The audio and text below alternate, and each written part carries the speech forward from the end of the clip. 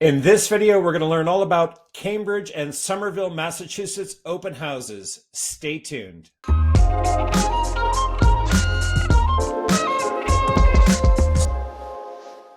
So I wanted to share in this video how you can discover open houses in Cambridge and Somerville, Massachusetts. So on the screen, we're looking at a page of charlescherney.com that's showing the list of open houses in Cambridge.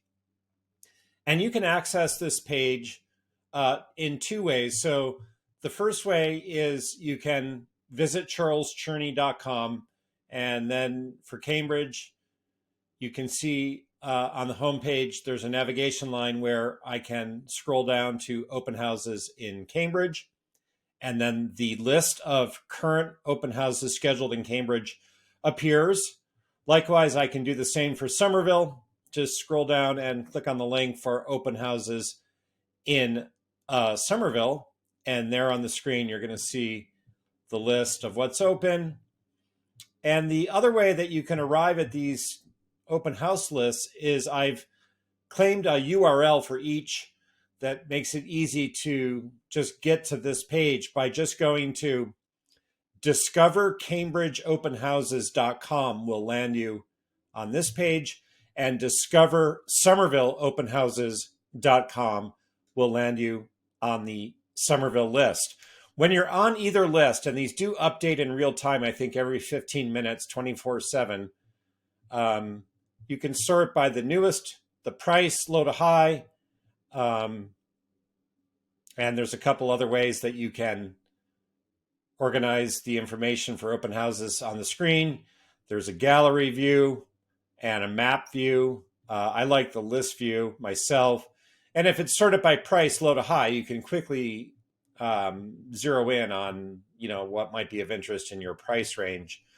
And you can see for each listing that's got an open house coming, it shows the time and the date. And, you could click on any particular listing like I'm doing now to get more information. You can see on the right here on the screen, the open houses are listed, the description, you can go through the photos, and you can identify its location on the map and zoom in on it as I'm doing now. So there's a lot of power in the listings that allow you to understand, what you're seeing. And it's just handy to have this real-time list available to you for Cambridge and Somerville on charlescherney.com and through the URLs I shared just to get to these lists quickly. On my other website, which is cambridgerealestate.com, which I've just moved to now, if you go to the menu and you'll see here's a link for upcoming open houses.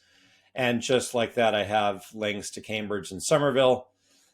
So there's different ways to get to the lists of open houses, and my websites offer you that power. You can obviously also find lists of open houses on various real estate websites across the internet and apps that you might be using. I just have found it's very helpful to help the consumers looking in my marketplace, which is Cambridge and Somerville, to just immediately focus in on what these two cities have in the way of open houses. So let me just move myself here to the center. Here I am. I just wanted to share additionally some thoughts on open houses. So as a top agent in Cambridge and Somerville for 20 plus years, I have been hosting open houses for a long time. I'm hosting open houses 2, 3, 4 times each weekend, most weekends of the year. So that's over time, many hundreds of open houses, thousands actually, that I've hosted. And so I've had a lot of experience in hosting them and experiencing many different realities in every different season with all sorts of visitors. And so I just wanted to share some general observations with you about open houses. So in Cambridge and Somerville, open houses typically fall on Saturday and Sunday afternoon between 11 a.m. and 4 p.m., and most all of them happen between 12 and 3. it's the case that generally speaking, open houses in Cambridge and Somerville last anywhere from an hour to 2 hours. I'd say the majority are an hour in length, some 90 minutes, some 2 hours. And again, Saturday and Sunday are the days that most open houses are happening. Now, if you were to look at the weekend, I'd say that the majority of open houses are on Sunday, although there are, generally speaking, a fair number on Saturday as well. Once upon a time, before the pandemic, there were as well a number of broker open houses on Tuesday and Thursday, typically in the morning between like 10:30 and noon or thereabouts, sometimes as late as 12 to 1. But those have, for the most part, dried up. They have started to make a comeback as I make this video in late 2021, but never as many each week as we once saw before. And it'll be interesting to see moving forward in time if they return. Many broker open houses were posted not just for brokers to preview new listings, but additionally posted as public open houses so that potentially interested buyers could attend them as well. It doesn't make sense to most agents to limit the attendance to broker only. And so these open houses on Tuesday and Thursday were generally posted for both brokers and the public. Occasionally, you'll see that there'll be a commuter open house, so-called, on Friday after work or Monday after work.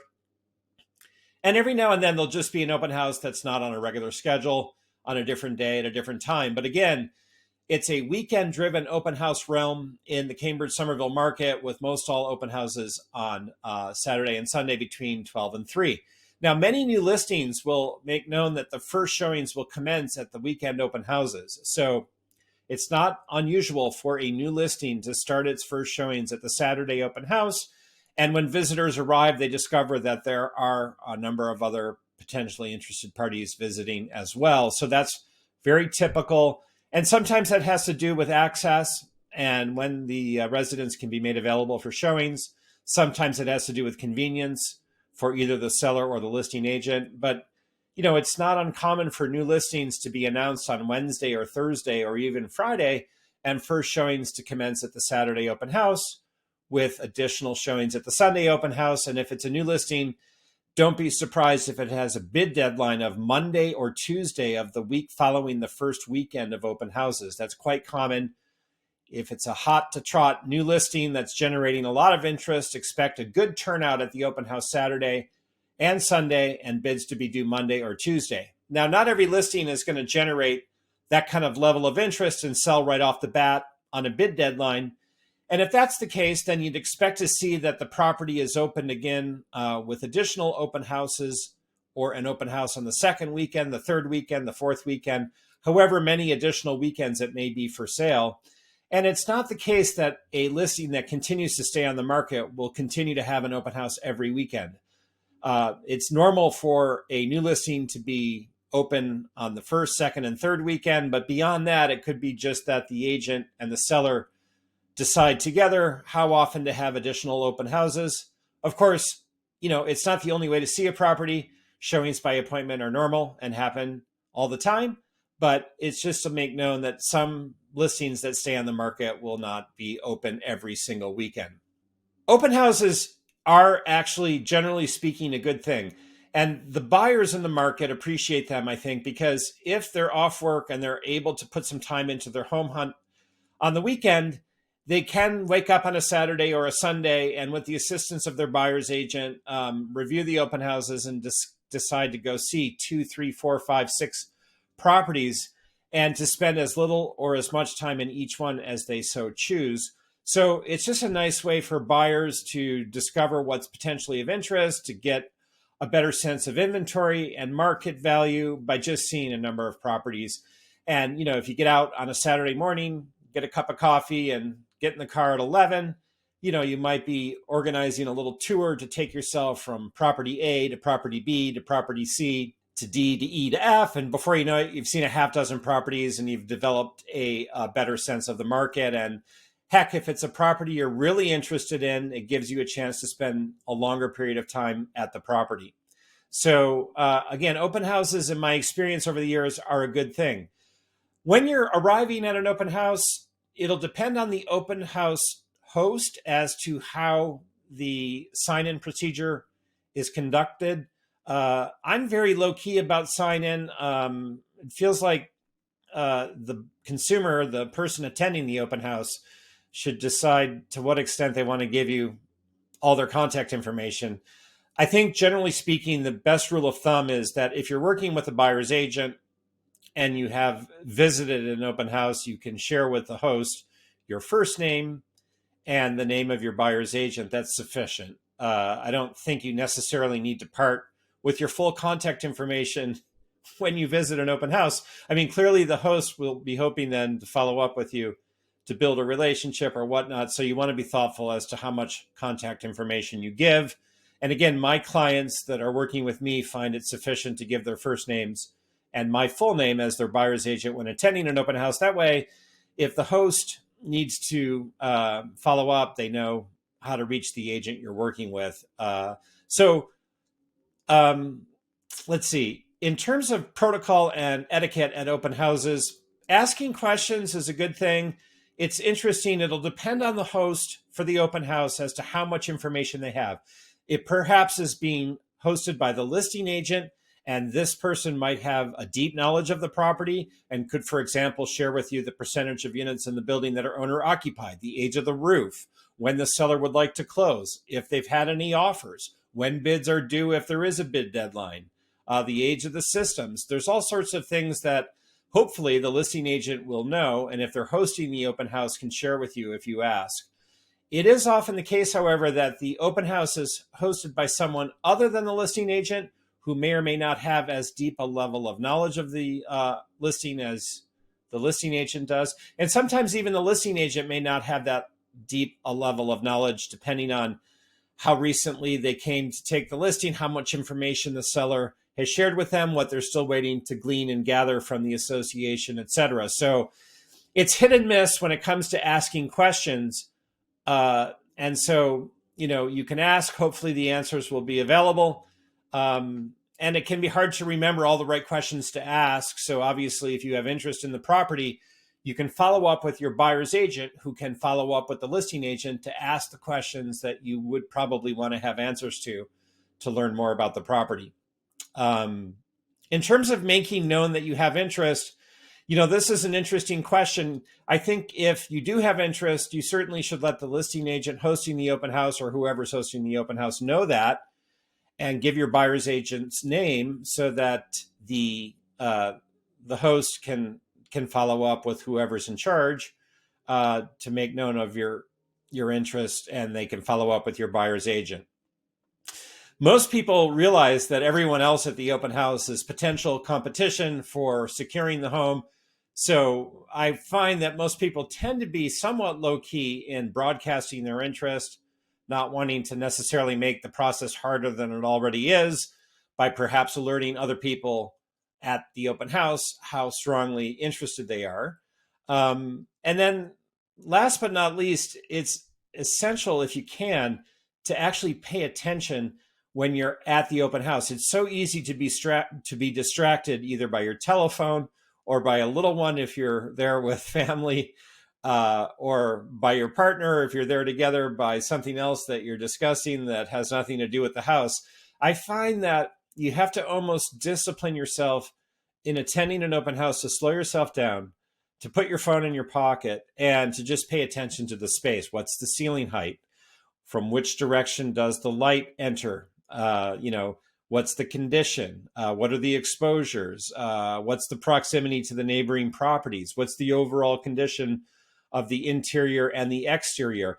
Look, there's a lot to take in, and it's not possible at an open house with distractions and other people to see and experience everything. But to some extent, you can learn to practice a heightened level of awareness and observation at an open house to sort of make the most of the experience of being there.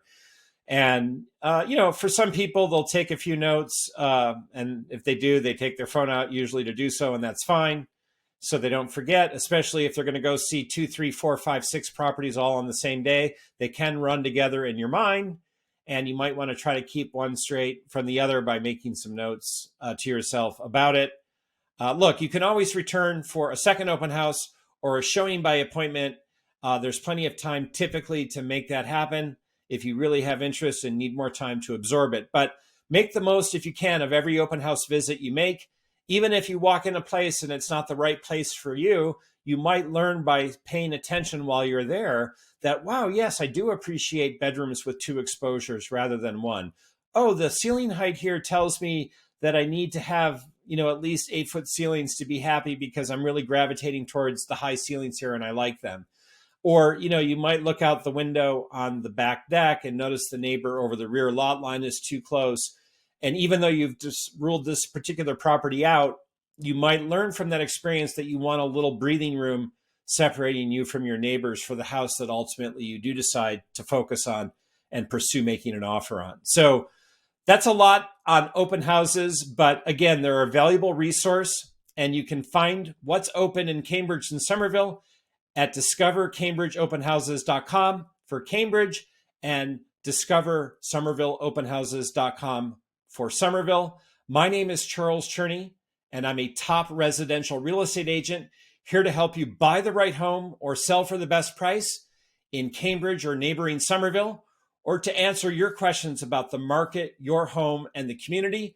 Reach out at any time by text, telephone, or email. And if you're out at open houses in Cambridge and Somerville, very likely I'll see you soon, as I often am hosting in both cities. Reach out at any time. I welcome the opportunity to connect with you and be of service. Take care.